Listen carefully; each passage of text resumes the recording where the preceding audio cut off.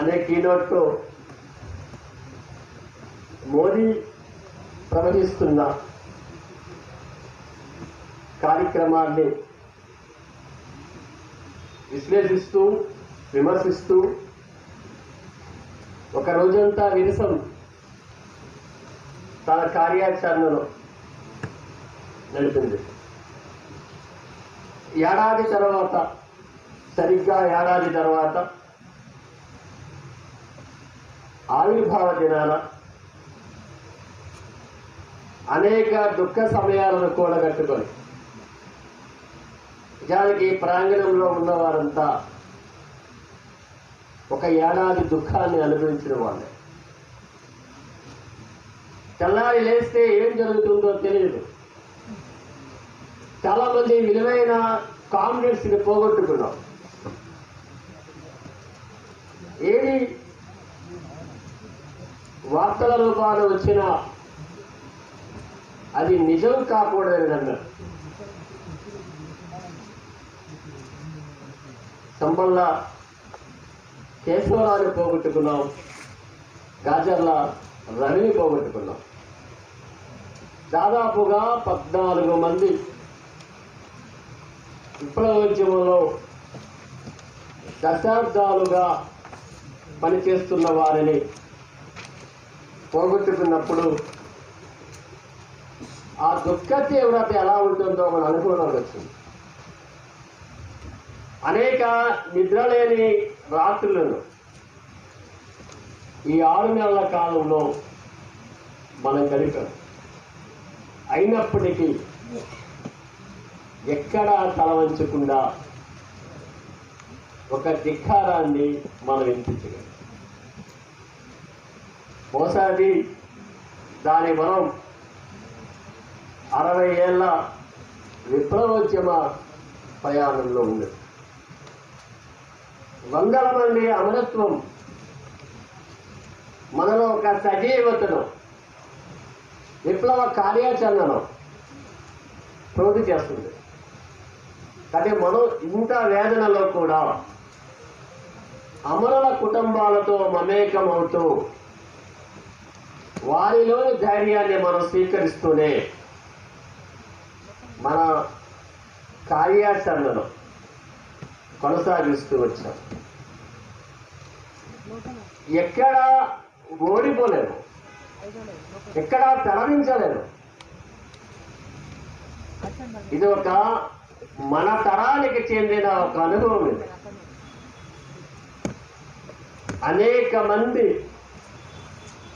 ఎన్కౌంటర్లో మరణిస్తున్నప్పుడు దాదాపు ఆ సంఖ్య 560కి పైకి చేరినప్పుడు, అందులో మన విలువైన కామెంట్స్ ఉన్నప్పుడు మనం వాళ్ళ కోసం దుఃఖించాము. కానీ వారు వదిలేసిన ఆశయం ఏదైతే ఉన్నదో దానికి కొనసాగింపుగా మనం నిలబడ్డాం. 2 తెలుగు రాష్ట్రాలలో అమరులైన అనేక మందిని మన హృదయానికి దగ్గరగా, భౌతికంగా వారు మన మధ్య లేకపోయినా, మనకి దూరంగా ఉన్నా, వాళ్ళ భావజాలంతో మనకి ఏకీభావం ఉంది కాబట్టి వాళ్ళ హృదయ గవాక్షాలలో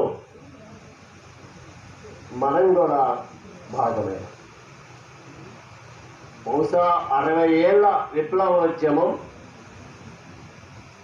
దాని ప్రభావం ముగిసిపోయిందనే మాటలు వస్తున్నప్పుడు, మావోయిస్ట్ ఐడియాలజీ మారుతుందనే మాటలు వస్తున్నప్పుడు, రకరకాల వ్యాఖ్యానాలు వినిపిస్తున్నప్పుడు ఇదేది నిజం కాదు,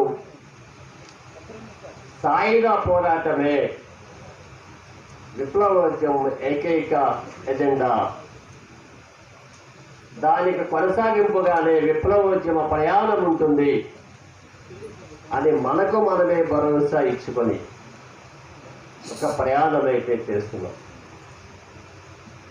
ఇవాళ విరసం తన సాహిత్య రాజకీయ కార్యాచరణలో, నిజానికి ఇందాక లోపలికి వస్తున్నప్పుడు డాక్టర్ గోపీనాథ్ గారు అంటున్నారు, విషమంతా కవులు గుంపే కదా అని. నిజానికి గుమ్మడివెల్లి రాధిక గుమ్మడివెల్లి రేణుక ఎంబడే జ్ఞాపకానికి వచ్చింది. ఒక సున్నితమైన కథకురాలు, స్త్రీల సమస్యలను నమోదు చేసిన కథకురాలు, కుటుంబ సంబంధాలలోని వైవిధ్యాన్ని నమోదు చేసిన కథకురాలు చివరకు ఆయుధధారి అయి విప్లవోద్యమంలో మరణించింది. బహుశా సుబ్బారావు పాణిగ్రాహి అమరత్వం ఏదైతే ఉన్నదో, ఒక చేత కంజీరా అక్షరాలు, ఒక చేత ఆయుధం. విరసం సభ్యులందరూ కూడా రచయితులుగా లోపలికి వచ్చి భారతదేశ విప్లవోద్యమాన్ని ఈ 55 ఏళ్లుగా బలపరుస్తున్న వాళ్ళే. రచయితలుగా వచ్చిన వాళ్ళు తమ భావజాల వికాసంతో రాజకీయ కార్యకర్తలుగా మారిన వాళ్ళే. దానికి ఉదాహరణ చెరబండరాజు, వరవరరావు, జేఎన్ సాయిబాబా. ఎందుకంటే నేను ఎక్కువ ఉదాహరణలు ఇవ్వలేను. వీళ్ళందరూ కవులుగా రచయితులుగా బయలుదేరిన వాళ్ళు. విరసంతో మమేకమై తన రాజకీయ కార్యాచరణ ఏ మలుపు దగ్గర ఉన్నదో ఆ మలుపు దగ్గర నిలబడిన వాళ్ళు. అందులో కొందరు అమరత్వాన్ని చెందిన వాళ్ళు. బహుశా ఇది ఒక చారిత్రకమైన ఒక సందర్భం అనుకుంటాను. ఒక 6 నెలల కాలం, ఈ 6 నెలల కాలం సుమారుగా దాదాపుగా మార్చి 23 నుండి ఇవాటి వరకు ఏడాదిన్నర కాలంగా ఆపరేషన్ కాగా అమలవుతున్నప్పటికీ మార్చి నెల నుండి ఇవాటి వరకు ఎంతో మంది విలువైన కామ్రేడ్స్ ని మనం పోగొట్టుకున్నాం. అయ్యో వీళ్ళు బతికి ఉండే బాగుండేననే ఒక ఆలోచన మనది మాత్రమే కాదు, విప్లవోద్యమ కార్యకర్తలనే కాదు, ఈ దేశంలో సున్నితమైన ప్రజల పక్షాన్ని నిలిచిన మామూలు ప్రజలకు కూడా.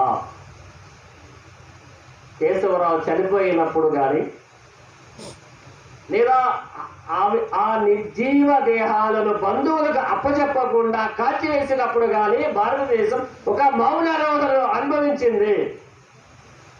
మనం దాన్ని వినగలిగితే ఆ హృదయం మనకు ఉంటే, ఆ కాలాన్ని మనం ఒకసారి మనం మననం చేసుకుంటే, ఆ సందర్భాన్ని మనం మననం చేసుకుంటే, ఆ నిశ్శబ్ద అరణ్య రోధనేదో కోట్లాది మంది భారత ప్రజల హృదయాలలోకి ఒక చలనంలా ప్రవేశించింది. ఆ దుఃఖం మనల్ని వెంటాడుతుంది, భారత ప్రజల హృదయాలలో జీర్ణమైంది. ఒకసారి ఇది విప్లవోద్యమ పరిపాలన. సరే, ఇవాళ మనం మార్చి నెలలో 23న మావోయిస్ట్ పార్టీ 3 నెలల శాంతి చర్చల ప్రతిపాదన తీసుకువచ్చు. దాదాపు జూన్ 23తో దాని కాలపరిమితి ముగుస్తూ ఉంది. 22లో ఛత్తీస్గఢ్ గవర్నమెంట్ హోంమంత్రి 6 సార్లు మావోయిస్ట్ పార్టీతో చర్చల ప్రతిపాదన చేసినాడు. 6 సార్లు చేసినాడు. చర్చల ఎజెండా ఏమీ లేకుండానే అతను డిమాండ్స్ పెట్టి మీద మేము మాట్లాడదాము. మావోయిస్ట్ పార్టీ నిర్బంధంగా 6 సార్లు ఆ చర్చల ప్రతిపాదన తిరస్కరించింది. ఇవాళ బలహీనంగా కావాలని మనం మాట్లాడదా. ఇవాళ మావోయిస్ట్ పార్టీనే ఒక చర్చల ప్రతిపాదనను ముందుకు తీసుకొచ్చింది. భారత పాలక పక్షం ముందు మా ప్రతిపాదన మీద మేము 3 నెలల పాటు కాల్పుల విరమణ పాటిస్తున్నాము, మీరు కూడా పాటించేటని చెప్పగలిగింది.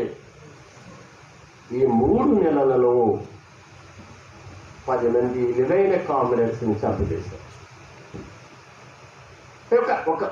ఒక శాంతి చర్చల సారాంశంలో శాంతి చర్చలకు వస్తున్నప్పుడు కామ్రేడ్ ఆజాద్ని చెప్పినట్లుగానే, పాండ్యాన్ని చెప్పినట్లుగానే ఇవాళ గాజర్ల రవి నుండి సుధాకర్ నుండి ఒక కదలలేని అనారోగ్య దేహాలను అత్యంత ఛిద్రంగా అమానవీయంగా ముఖార విందాలను కూడా చూడకుండా అనేక చిత్రహింసలు పెట్టి చంపేస్తుంది. ఇది ఈ దేశ ప్రజాస్వామ్య నీతి. మేము ఇక మాట్లాడతాము అన్నందుకు కేవలం మాట్లాడతాము అన్నందుకు. ఆ మాట్లాడడానికి అర్థాన్ని మీరు ఈ నెల అరుణతారు చదవండి, కామెడీ విమల వ్యాసం చదవండి. తాజా అరుణతారులో కామెడీ విమల వ్యాసం చదవండి. గుంటూరులో ఆయన ఉంటున్నారు. ఛత్తీస్గఢ్ ఇవాళ ఉన్న పరిస్థితి ఏమిటి? శాంతి చర్చల జరగకపోవడం వెనకాల ఉన్న ఆర్థిక నేపథ్యం ఏమిటి? మధ్య భారతంలో ఆదివాసుల కాలు కింద ఎన్ని లక్షల కోట్ల రూపాయల ఖనిజ సంపద ఉన్నది. ఆయన మొత్తం ఎకనామిక్ గా ఒక రికార్డ్స్ మనకి ఇచ్చి ఉన్నారు. మీరు దీన్ని అర్థం చేసుకోగలిగితే ఇవాళ మోదీ లేదా అమిత్ షా ఎందుకు చర్చలకు రానంటున్నారో దాని వెనక ఉన్న గూఢార్థం ఏది ఉందో అది అర్థమవుతుంది. అందుకని మనం ఒక చిన్న ఛాన్స్ మనం అనకూడలేదు. ఇవాళ భారత ప్రభుత్వం ఆర్ఎస్ఎస్ ఎజెండాతో పనిచేస్తున్న ఒక పాలక పక్షం మన నాటి వెళ్ళినప్పుడు రెండో పక్షంపై మనం ఆధారపడాలి.